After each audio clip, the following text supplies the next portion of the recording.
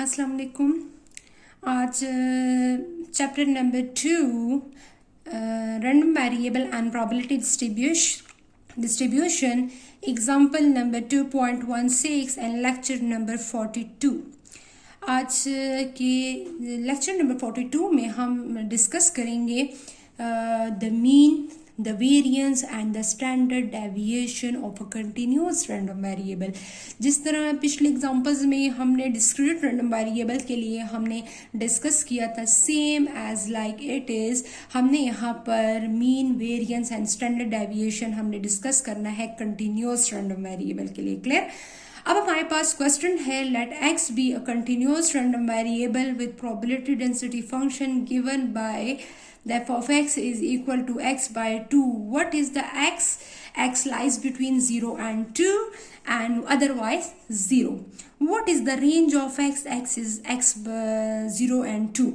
0 से 2 पर आपके पास फंक्शन जो है वो x by 2, इसके अलावा और जो भी रेंज होगी इसके अलावा हमारे पास क्या होगी, फंक्शन हमारे पास 0 होगा। क्लियर?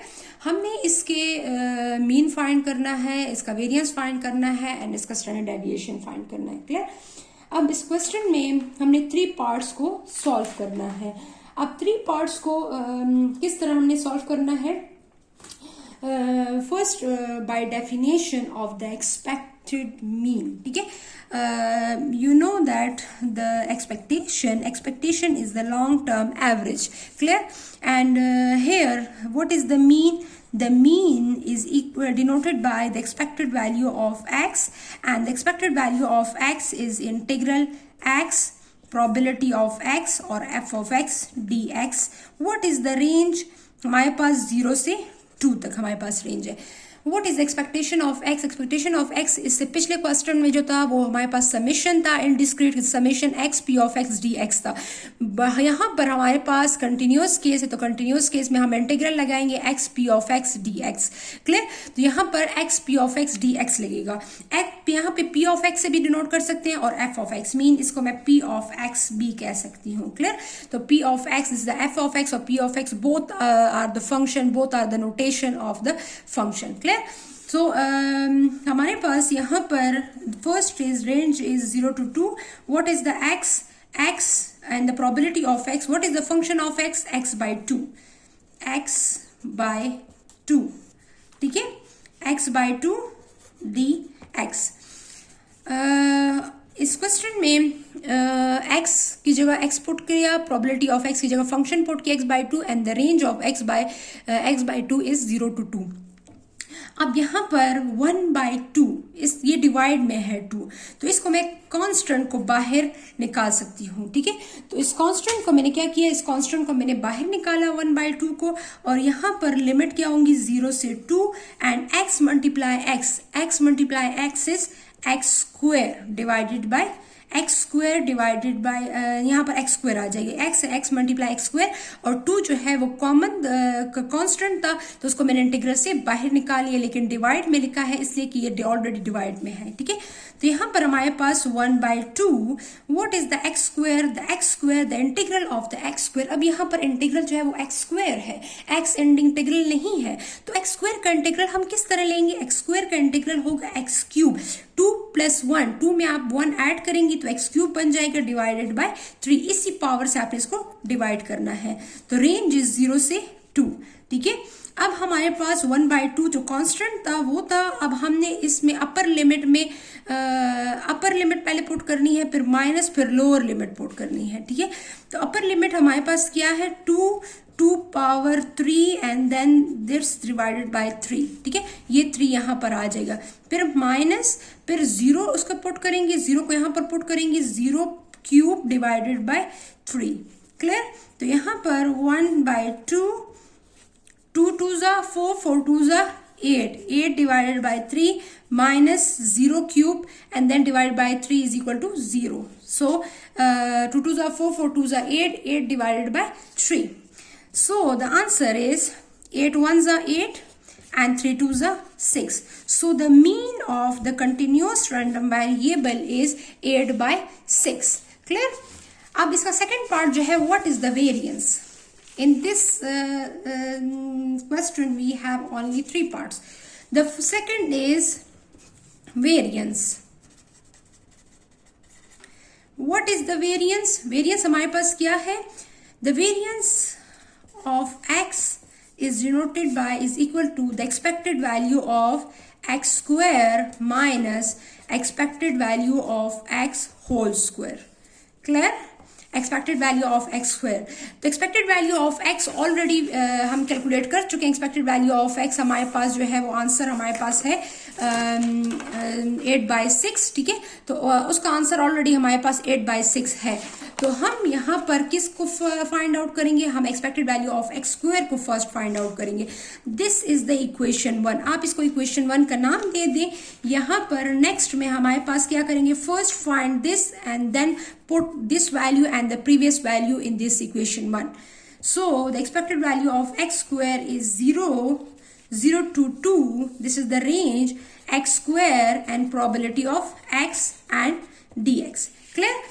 So अगर यहाँ पर स्क्वायर है तो आपने यहाँ पर स्क्वायर लगाना है। अगर यहाँ पर एक्स क्यूब होता है, जो भी होता है यहाँ पर वो टर्म आपने यहाँ पर यूज करनी है, ठीक है। तो आप इसको जरूर याद रखें। ऐसे ना हो कि आप यहाँ पर कहीं कि यहाँ पर एक्स आता है, नो, यहाँ पर एक्स स्क्वायर है तो हमने यहाँ पर एक्स स्क्वायर यूज किया है। अब हमारे पास यहाँ पर लिमिट्स क्या है? 0 से 2 x square and what is the probability of x? X divided by 2। Clear? D x.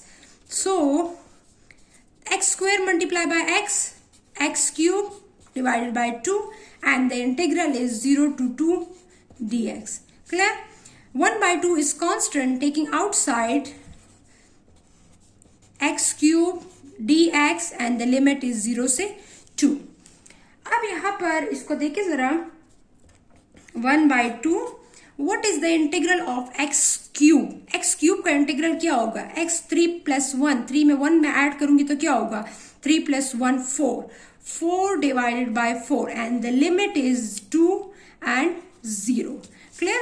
The limit is 0 से 2 तक होंगी।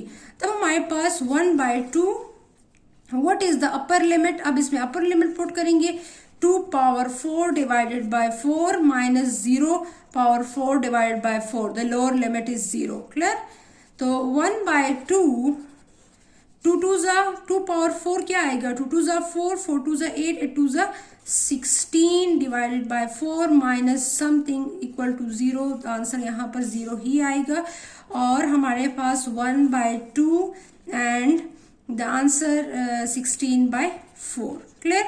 तो यहाँ पर 16 1 16 एंड 4 2 8, 8 1 8, 8 2 16। तो 8 1 8, 8 2 16। आप यहाँ पर कैंसिलेशन कर सकती हैं। तो what is the expected value of X square? The expected value of X square is 2। अब इस रिजल्ट को और इससे पहले जो एक्सपेक्टेड वैल्यू ऑफ एक्स का जो रिजल्ट आया था, इन दोनों रिजल्ट को किस में पुट करना है? इस इक्वेशन 1 फॉर्मूले में आपने पुट करना है। Put this result in equation 1।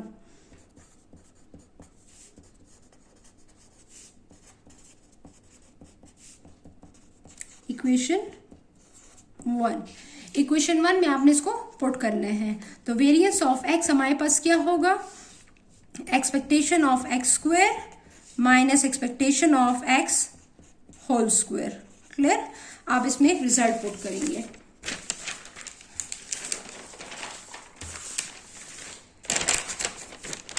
अब हमने इसका रिजल्ट जो है यहां पर पुट करना है।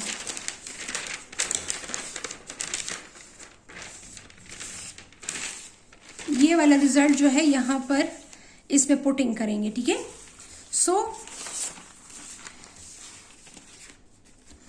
So the variance of x square minus expectation of x. So the variance of x is equal to, what is the result of the expected value of x square? The answer is 2 minus, what is the result of expected value of x?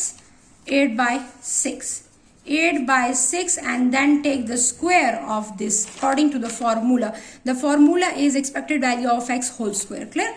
So 2 minus, first divide and then take the square. So 8 divided by 6 and then take the square. 1.77. 1.77 and then subtract 2 minus answer. 2 minus answer mean आपने direct इसी को subtract कर लिया. The answer is 0.22.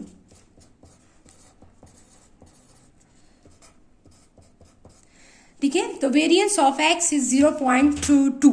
अब हमने क्या find करना है? The third part is standard deviation. What is standard deviation? Standard deviation is denoted in the shortcut form is ST. Clear? What is standard deviation? Standard deviation is just take the positive square root of the variance. And what is the result of the variance? 0.22. Take the positive square root of the variance. So under root answer is equal to 0.47. 0.47. Clear? So this is the standard deviation. Standard deviation of x. So you know that the variance and standard deviation can never be negative. तो यहाँ पे हमारे पास कोई भी negative answer नहीं आया. ठीक है, तो अगर आपके पास नेगेटिव आंसर आता है इट्स मीन कि आपका कैलकुलेशन में मिस्टेक्स हैं, आपकी कैलकुलेशन गलत है. तो अगर आपके पास कहीं पे भी इस तरह अगर आए कि आपके पास नेगेटिव वेरिएंस स्टैंडर्ड डेविएशन में आ रहा है, तो आप काइंडली अपनी कैलकुलेशन को दोबारा चेक करें, इसलिए कि आपकी कैलकुलेशन रॉन्ग है. वेरिएंस स्टैंडर्ड डेविएशन जो है वो 0 से बिलो पॉसिबल ही नहीं है. तो इसलिए आप इसको काइंडली इसको ज़रूर अपने माइंड में रखा करें और ऐसी मिस्टेक्स जो है वो आपसे पेपर में या ऐसी मिस्टेक आपसे रिपीट ना हो. ठीक है, अगर एक बार आपसे हो रही हैं तो दोबारा आपसे रिपीट नहीं होंगी अगर आप वो ये बात याद रही कि वेरिएंस स्टैंडर्ड डेविएशन जो है वो 0 नेगेटिव नहीं होते, 0 से बिलो नहीं हो सकता. ठीक है, ये क्वेश्चन मैंने सॉल्व कर लिया है. Thank you. अल्लाह हाफिज़.